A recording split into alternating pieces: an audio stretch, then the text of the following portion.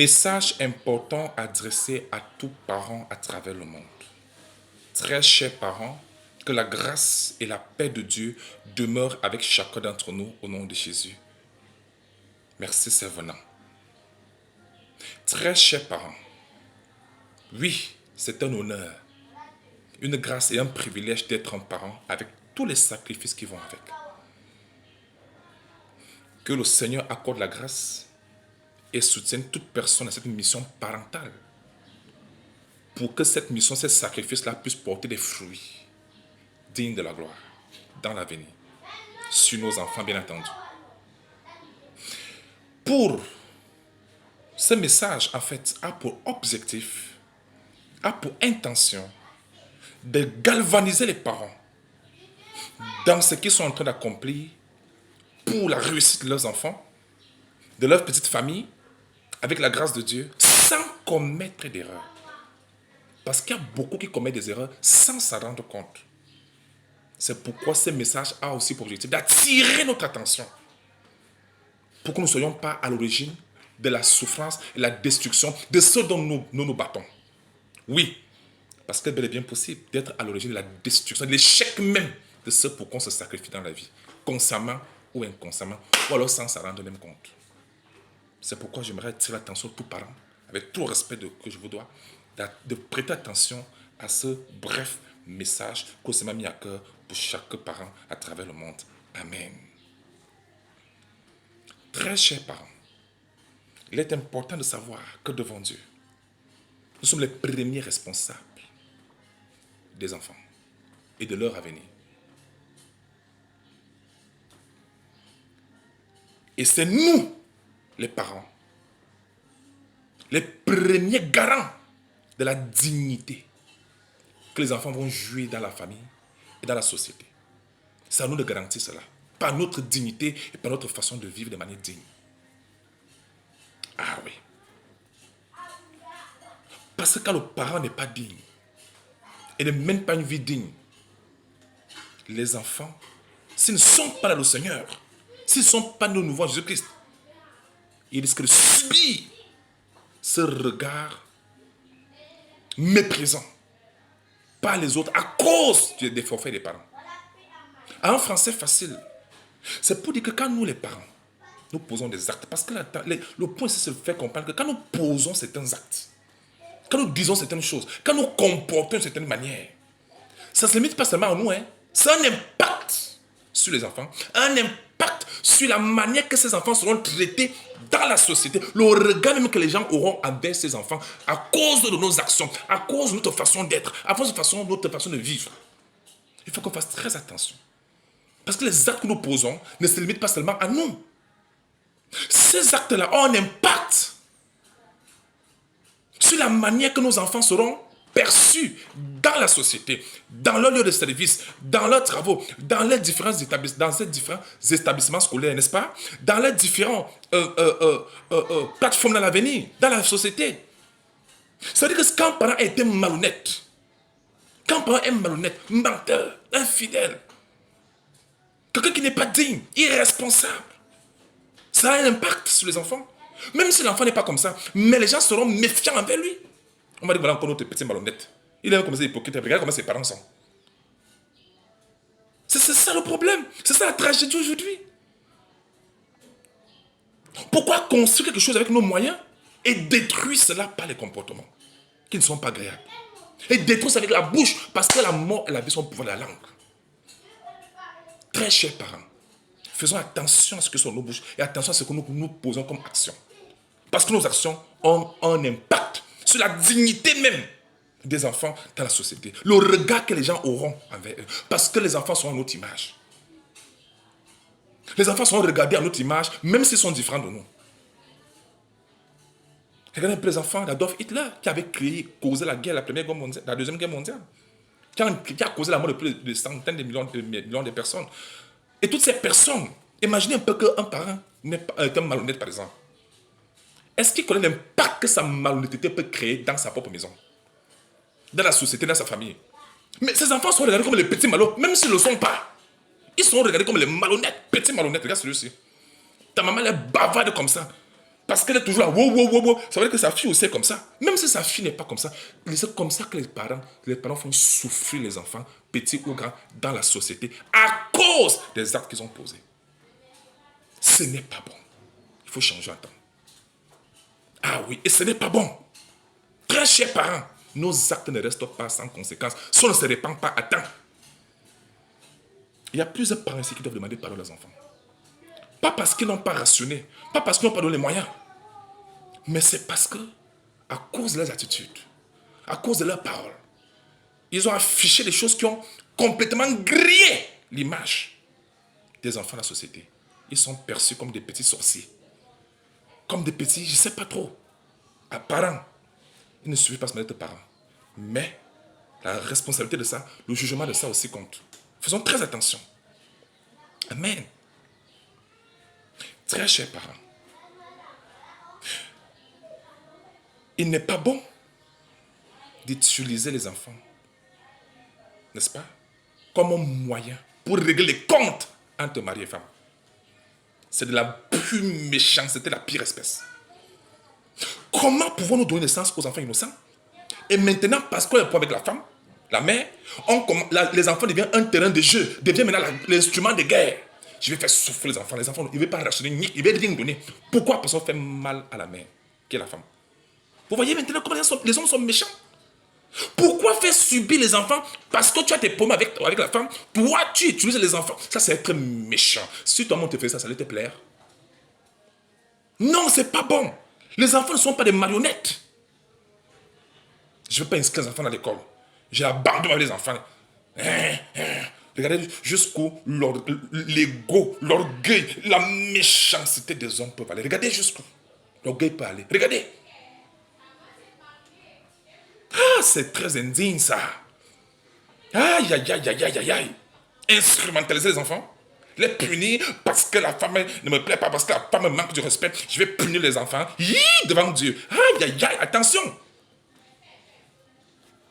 Il est très facile d'accuser les enfants. Oh, les enfants n'écoutent pas. Oh. Mais quelle est notre part de responsabilité dans ce qu'ils sont devenus? On ne va pas commencer à se blanchir devant Dieu. On ne va pas se blanchir. Nous avons notre part de responsabilité.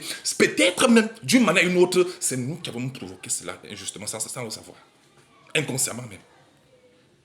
Ce que vous avez dit que l'enseignement, le message d'aujourd'hui a pour objectif d'attirer notre attention pour ne pas détruire ce dont nous sommes en train de bâtir.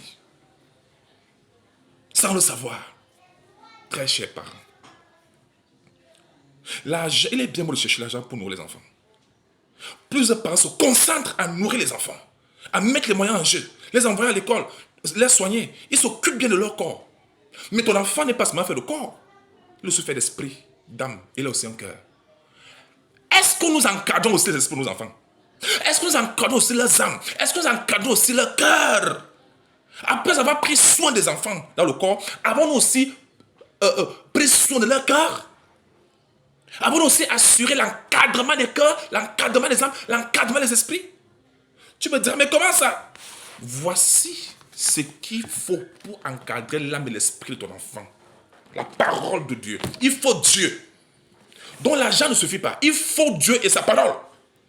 C'est que si nous n'avons pas la crainte de Dieu, nous ne laissons pas Dieu régner dans nos familles, dans nos maisons.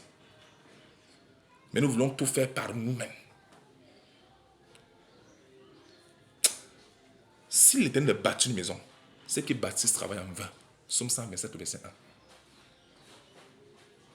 Mais bien aimés, les sacrifices ne suffisent pas. L'argent ne suffit pas. Il faut Dieu. C'est à travers la parole de Dieu que le cœur de l'enfant sera bien encadré. Mais si on se limite seulement à nourrir le corps, encadrer le corps de l'enfant sera bien portant, mais son cœur sera un cœur contraire. Un cœur que toi-même tu vas demander que c'est encore mon enfant comme ça?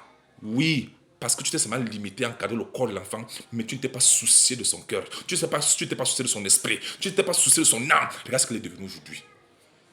On va accuser les sorciers. Alors c'est notre irresponsabilité, notre ignorance, le fait d'avoir pas pris conscience. Attends. Voilà pourquoi il faut changer. Attends. Tous les parents qui sont encore en vie, c'est une opportunité de corriger nos erreurs du passé. Ah oui. Si nous n'avons pas reçu l'amour de nos parents, ne punissons pas les enfants. Parce qu'il y a des parents comme ça. Parce qu'il a souffert dans son enfance, on l'a traité mal, il était peut-être dans... Il veut faire souffrir des enfants. Il veut aussi traiter les enfants de cette manière. Pourquoi faire les enfants pour les faire subir ce que nous avons subi? Ça, c'est être méchant. Pourquoi accoucher les enfants innocents? Pour nous venger d'eux. Pour les faire subir ce qu'on nous a fait subir. Non, c'est pas correct. C'est pas juste. Si les parents nous ont pas de l'amour, c'est notre histoire. Mais donnons l'amour à nos enfants. Traitons nos enfants comme on avait voulu qu'on nous traite. Sur les possibilités que nous avons. Donnons l'attention, l'amour aux enfants. Ne dis pas que moi-même, j'ai beaucoup souffert. Hein? Oui, ça c'est ton histoire. Tu veux punir les enfants parce que toi tu as souffert, c'est ça? Non, c'est la méchanceté. C'est de la méchanceté. Chers parents, il est temps de prendre conscience des erreurs que nous commettons, les actes que nous posons, des paroles que nous déclarons, des choses que nous faisons, que nous pensons que ce n'est que ça se limite seulement à nous. On ne connaît pas l'impact que cela crée. Proverbe 22, le verset 1 déclare: la réputation est préférable à de grandes richesses. La réputation, ce ne sont pas les grands titres. Hein. C'est la dignité qu'on laisse, qu'on délègue aux enfants, qu'on lègue aux enfants. Ça veut dire quelle est l'image que nous projetons, nous les parents là? Quelle image nous projetons de nos enfants, de nos familles, notre propre famille là? La réputation, c'est l'image. Donc quand un parent marche, quand un parent agit, quand un parent pose des actes, quand il vit, il ne sait pas qu'il représente l'image même de la famille. C'est-à-dire quand c'est faussé, quand c'est mauvais, quand c'est grillé, c'est toute la famille qui sera grillée aux yeux des gens. C'est comme ça que les gens vont commencer à se méfier des enfants. Vous savez combien les enfants peuvent souffrir dans leur foyer s'ils ne sont pas nés de Dieu? Parce que je vous ai dit, quand on est né de Dieu, on est libéré de tout ça. Parce qu'en Christ là, nous sommes complètement libérés de tout ça. Mais si les enfants ne sont pas nés de Dieu, ils risquent de souffrir d'une manière ou d'une autre. Si bien que quand l'enfant fait tout pour être honnête, mais parce que le parent a grillé l'image de la famille, on va dire, la famille là, hey, ne tente même pas, ne t'engage même pas. Alors que peut-être les enfants ne sont même pas comme ça. Mais c'est parce que les parents ont grillé l'image. Vous allez laisser les grandes richesses à vos enfants. Mais quelle image vous allez laisser aux enfants? Quelle image? Quelle dignité devant Dieu, devant les hommes? La situation est sérieuse. Le problème est sérieux. Le message est sérieux. Il est temps de prendre conscience, chers parents. Il s'agit de la vie quand même de nos enfants et de leur avenir. C'est pourquoi on se sacrifie tous les jours. Nous ne sommes pas nous-mêmes à l'origine de la destruction de nos propres enfants. Proverbe 14, verset 1. La femme sage bâtit sa maison. La femme est censée la ramener ses propres mains. Pas seulement la femme, montrant ici qu'un parent peut bien se sacrifier pour bâtir. Mais parce qu'il est insensé, parce qu'il ne comprend pas, il peut être lui-même à l'origine de la destruction. Très chers parents, le jugement des enfants nous attend. Ah oui, chacun va répondre. Ah, moi je ne connais pas, c'est pas de ma faute. Vous savez, c'est très facile de se blanchir, d'accuser nos diables sorciers. Mais nous avons notre part de responsabilité de ce que les enfants sont devenus aujourd'hui, ou de ce qu'ils sont devenus. Je prends juste un exemple. Je connais un homme. Dans sa jeunesse, le gars s'en foutait de Dieu. C'était même pas son problème. Il fumait derrière les femmes. Il le buvait. C'était ça sa vie. Lui, mais il était tellement orgueilleux, tellement imbu de sa personne. Mais quand il a pris de l'âge, il s'est rabaissé. Mais sauf que ses enfants avaient pris la relève. Il avait enseigné ses enfants. Les enfants ont vu l'orgueil en lui. Les enfants sont devenus orgueilleux. Et ses enfants ont commencé à le maltraiter lui-même avec l'orgueil. Jacques qui parle, les enfants s'en fichent. Donc les enfants étaient à l'image de ce qu'il était. Fumant, même si bien qu'à la mort de ce homme, moi j'ai assisté à son deuil. J'étais là-bas personnellement. Lève, jette-les, parce que c'était des guerriers, il avait pris de l'âge. Ses enfants fumaient. Ils étaient à l'aise. Ils tapaient les commentaires, buvaient. Ils tapaient les femmes. Parce que c'est la vie là que le parent lui-même allait montrer aux enfants. C'est facile d'accuser le diable. Quelle est notre part de responsabilité? C'est facile d'accuser les enfants. Les enfants n'écoutent pas. Quel est notre... Quel est le chemin que nous avons monté à nos enfants depuis l'enfance? Proverbe 22, le verset 6. Instruis l'enfant sur le chemin qu'il doit suivre. Quand il sera grand, il ne se détournera pas. Au moment où il fallait, qu'avons-nous fait? Quel chemin sommes-nous en train de montrer aux enfants? Et quel chemin avons-nous montré aux enfants? À tous les parents, qu'autrefois aussi, nous ne connaissaient pas, maintenant qu'ils sont dans le Seigneur, ils ont compris. Maintenant, qu'est-ce qu'il y a de faire? Si vous voulez la conduite à tenir, contactez-nous au numéro qui s'affiche à l'entrée, au début de la vidéo. On vous donnera la démarche à suivre. Pour essayer de reconquérir les enfants perdus, petits ou grands. Comment s'y prendre? Parce que tant qu'il y a vie, il y a espoir. Nous pouvons encore corriger les erreurs. Nous pouvons encore arranger les choses. Nous, parents, tant qu'on se met encore en vie, nous pouvons encore arranger les choses. Ne disons pas que c'est fini. Oh, non, c'est pas fini. On peut encore arranger les choses. On peut encore enlever ce que nous avons causé autrefois, dans l'ignorance. Ne quittons pas cette terre sans avoir corrigé nos erreurs dans la vie. Et surtout vis-à-vis des enfants, petits ou grands. Amen. Tous parents, ne restons pas sous le fauteuil d'orgueil, d'ego. Vous êtes les enfants, mais suivez ce que je vous dis. Ça ne suffit pas. Quelle est l'image que tu as projetée? Pas ta manière de vivre, ta manière d'être. Quelle image? On a enseigné des belles paroles, n'est-ce pas? On a nourri, n'est-ce pas? Vous croyez que c'était tout? Ou le Dieu que tu les as présenté? Les religions ou bien la parole de Dieu? La crainte de Dieu. Est-ce que nous nous sommes soumis au Seigneur? Nous les parents, nous sommes nous-mêmes soumis au Seigneur. L'enfant c'est désobéissant. L'enfant ne m'écoute pas. Toi-même qui parles, est-ce que tu écoutes Dieu qui est ton père? Tu l'écoutes même d'abord. Tu as son temps. Dieu, tu as le temps de Dieu. Tu écoutes la parole de Dieu. Non, tu n'écoutes pas Dieu. Mais tu vois, tes enfants t'écoutent. Comment pouvons-nous être désobéissants vis-à-vis de Dieu, mais nous voulons que nos enfants nous soient obéissants? Vous voyez maintenant. Bien aimé, il faut comprendre une chose, c'est que les lions ou les lions ne donnent pas naissance aux chèvres. Les lions donnent naissance aux lions. C'est ce que nous sommes, que les enfants vont devenir. À condition que nous naissons devant Jésus-Christ. Cela, tout ça va prendre fond. Mais si ce n'est pas le cas, n'accusons pas ce que nous avons sorti de nos entrailles. En les détruisant, en les condamnant, en oubliant que c'est notre propre fabrication. Soit du présent, soit du passé. Donc, accuser les enfants à travers, sans se mettre nous-mêmes en cause, sans nous-mêmes revenir à nous-mêmes, ça c'est être, c'est pas bon, c'est pas gentil, c'est méchant. Amen. Quand il y a une affaire posée, quand il y a un problème posé, n'accusez pas d'abord. Il ne faut pas regarder seulement la paille qui est dans l'œil, alors qu'on ne peut pas regarder la poudre qui est sur son œil. Regardons d'abord nous-mêmes. L'enfant, s'il n'est pas né comme ça, devenu comme ça. Est-ce que c'est moi qui avais commis l'erreur? Est-ce qu'elle m'a pas de responsabilité dans cette affaire-ci? Quand tu reconnais ta responsabilité, demande pardon sincèrement. Et il est vrai que les enfants aussi, de leur côté, ont seule responsabilité. Ils doivent aussi se repentir vis-à-vis des parents. Et c'est normal. Mais le message d'aujourd'hui est adressé aux parents particulièrement. Il y aura un message adressé pour les enfants prochainement. Mais ce qui concerne les parents aujourd'hui, prenons nos responsabilités. Ce n'est pas parce que ça ne donne pas avec la mère des enfants que ça veut dire que tu vas abandonner les enfants qui sont sortis de tes propres entrailles. Parce qu'il y a beaucoup de parents irresponsables aujourd'hui. N'utilisez jamais les enfants pour punir la femme. C'est être méchant. C'est insulter la dignité des enfants. Et montrer le chemin du Seigneur aux enfants. Attends. Montrez la crainte de Dieu. Vous-même, à vous montrer à vous-même qu'on est des personnes qui craignent Dieu.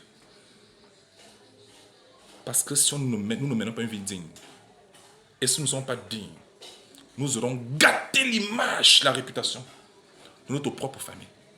C'est ce que nous avons bâti. J'ai lu Proverbe 22, verset 1. La réputation est préférable à des grandes richesses. Mieux vaut la dignité. C'est nous les parents qui sommes les garants et les responsables de la dignité de nos enfants, de notre petite famille. Si c'est grillé partout. Attention. Prenons conscience. Amen. Que le Seigneur vous bénisse et qu'il vous garde. À tous les parents qui ont des difficultés avec les enfants, ils ne savent pas comment faire, par où commencer. Je vous ai dit, contactez-nous en inbox et la solution sera trouvée. God bless you. Que le Seigneur bénisse tous les parents et qu'il vous garde. Qu'il vous donne longue vie. Amen.